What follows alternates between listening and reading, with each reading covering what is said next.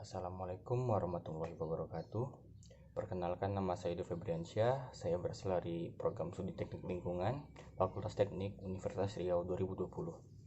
Baiklah, pada kesempatan kali ini saya akan menjelaskan mengenai demokrasi di Indonesia dengan mata kuliah Kewarganegaraan dan dosen pengampu Bapak Nurdiansyah MPD. Baiklah teman-teman, selanjutnya kita masuki pengertian dari demokrasi. Demokrasi berasal dari bahasa Yunani, yaitu demos dan kratos. Demos seperti rakyat dan kratos seperti pemerintahan. Jadi, demokrasi adalah pemerintahan yang rakyatnya memegang peranan yang sangat penting. Selanjutnya, demokrasi menurut para ahli. Menurut Abraham Lincoln, demokrasi adalah pemerintahan dari rakyat, oleh rakyat dan untuk rakyat. Selanjutnya, dari Charles Costello. Charles Costello mengatakan demokrasi adalah sistem sosial dan politik pemerintahan diri dengan kekuasaan pemerintah yang dibatasi hukum dan kebiasaan untuk melindungi hak-hak perorangan warga negara. Berikutnya menurut Kuncoro Purbo Pranoto. Demokrasi adalah negara yang pemerintahnya dipegang oleh rakyat. Hal ini berarti suatu sistem di mana rakyat diikut sertakan dalam pemerintah negara. Selanjutnya menurut Haris Soce. Menurut Haris Soce, demokrasi adalah pemerintahan rakyat, karena itu kekuasaan melekat pada rakyat. Selanjutnya jenis-jenis demokrasi. Yang pertama, demokrasi langsung. Bentuk demokrasi yang pertama adalah demokrasi langsung, yaitu semua warga negara berpartisipasi langsung dan aktif dalam pengambilan keputusan pemerintahan. Yang kedua, demokrasi perwakilan. Di kebanyakan negara demokrasi modern, seluruh rakyat masih merupakan suatu kekuasaan berdaulat, namun kekuasaan politiknya dijalankan secara tidak langsung melalui perwakilan. Ini disebut demokrasi tidak langsung. Selanjutnya, prinsip demokrasi. Prinsip demokrasi yang pertama adalah adanya kontrol atau kendali masyarakat terhadap keputusan pemerintah. Yang kedua, adanya pemilihan jujur dan adil. Yang ketiga, adanya hak memilih dan dipilih. Dan yang keempat, adanya kebebasan berpikir dan menyatakan pendapat tanpa adanya ancaman. Yang kelima, adanya kebebasan mengakses informasi. Yang keenam, adanya kebebasan berserikat yang terbuka. Kemudian ada manfaat demokrasi. Manfaat demokrasi yang pertama adalah kesetaraan sebagai warga negara. Yang kedua, pluralisme dan kompromi. Yang ketiga, memenuhi kebutuhan umum seperti kebijakan yang mencerminkan keinginan rakyatnya. Yang keempat, menjamin hak-hak dasar. Dan yang kelima, pembaruan kehidupan sosial. Selanjutnya ada asas pokok demokrasi.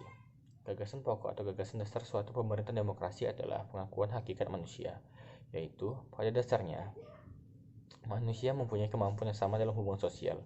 Berdasarkan gagasan tersebut, terdapat dua asas pokok demokrasi, yaitu yang pertama, pengakuan partisipasi rakyat dalam pemerintahan. Misalnya pemilihan wakil-wakil rakyat untuk lembaga perwakilan rakyat secara langsung, umum, bebas, dan rahasia, serta jujur dan adil. Dan yang kedua, pengakuan hakikat dan martabat manusia. Misalnya adanya tindakan pemerintah untuk melindungi hak-hak asasi manusia demi kepentingan bersama. Dan yang selanjutnya ada ciri-ciri pemerintahan demokrasi.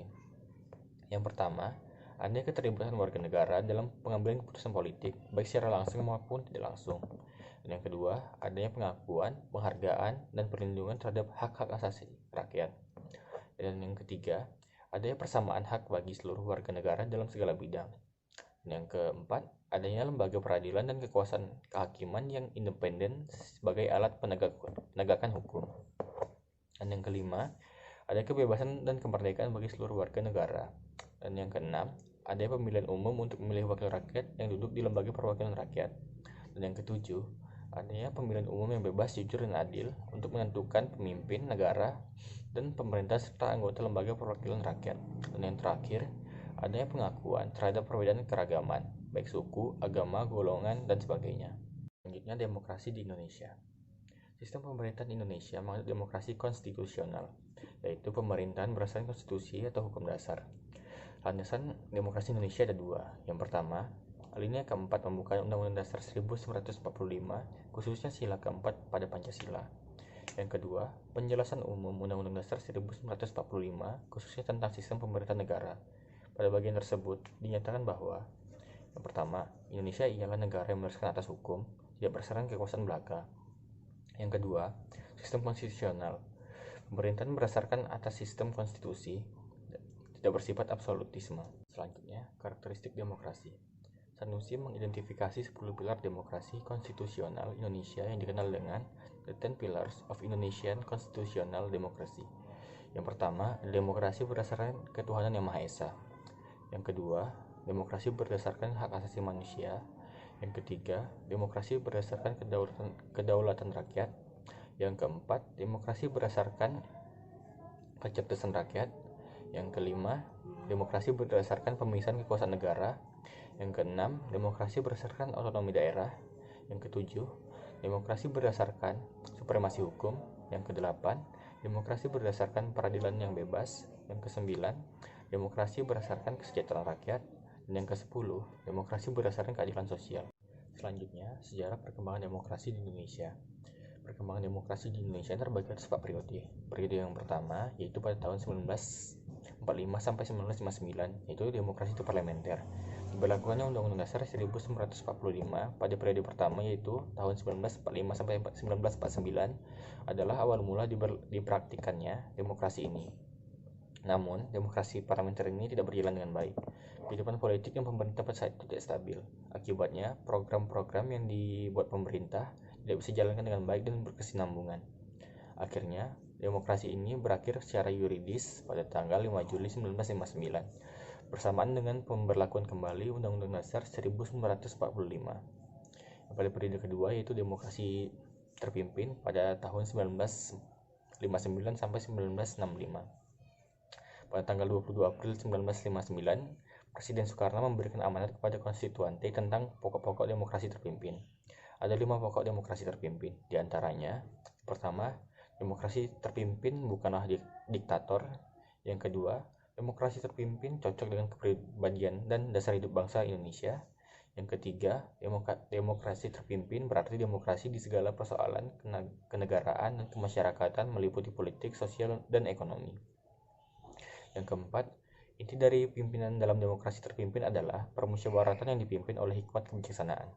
Dan yang terakhir, pada demokrasi terpimpin, oposisi diharuskan dapat melahirkan pendapat yang sehat dan membangun.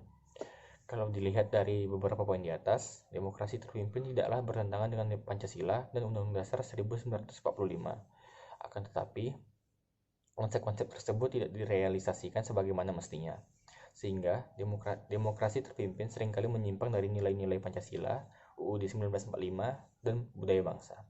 Selanjutnya, periode yang ketiga yaitu demokrasi Pancasila era Orde Baru, itu pada tahun 1965 sampai 1998. Demokrasi Pancasila ini lahir atas berbagai bentuk permasalahan yang dialami bangsa Indonesia selama berlaku demokrasi parlementer dan demokrasi terpimpin. Demokrasi Pancasila itu pangkalnya adalah kekeluargaan dan gotong royong. Akan tetapi, dalam praktiknya, demokrasi Pancasila pada masa Orde Baru ini banyak menyimpang dari prinsip demokrasi Pancasila itu sendiri. Berikut beberapa pelanggaran demokrasi pada zaman Orde Baru ini. Yang pertama, penyelenggaraan pemilu yang tidak jujur dan tidak adil. Yang kedua, kurangnya jaminan kebebasan mengemukakan pendapat. Yang ketiga, maraknya praktik kolusi, korupsi, dan nepotisme. Yang keempat, sistem kepartaian yang berat sebelah dan tidak otonom. Periode yang keempat yaitu demokrasi Pancasila era reformasi, yaitu pada tahun 1998 sampai sekarang. Perbedaan demokrasi Pancasila pada era reformasi dengan era Orde Baru terletak pada aturan pelaksanaannya. Kalau kita lihat pada peraturan perundang-undangan dan praktik pelaksanaannya, banyak perubahan yang terjadi. Kebanyakan perubahan itu terletak pada perbaikan kebijakan-kebijakan yang dirasa kurang sejalan dengan konsep demokrasi. Nah, beberapa perubahan itu seperti: yang pertama, pemilihan umum yang lebih demokratis. Yang kedua, lembaga demokrasi yang lebih berfungsi. Yang ketiga, mewujudkan kehidupan yang lebih demokratis, seperti halnya peraturan-peraturan yang dijalankan serta hukum. Yang keempat, memaknai demokrasi Pancasila sebagai nilai-nilai budaya politik yang memengaruhi sikap hidup politik pendukungnya. Dan yang terakhir, partai-partai politik ini lebih dapat mandiri. Sekian pemaparan materi dari saya. Apabila ada kesalahan dan kekurangan, saya mohon maaf. Wabillahi taufiq wal hidayah. Wassalamualaikum warahmatullahi wabarakatuh.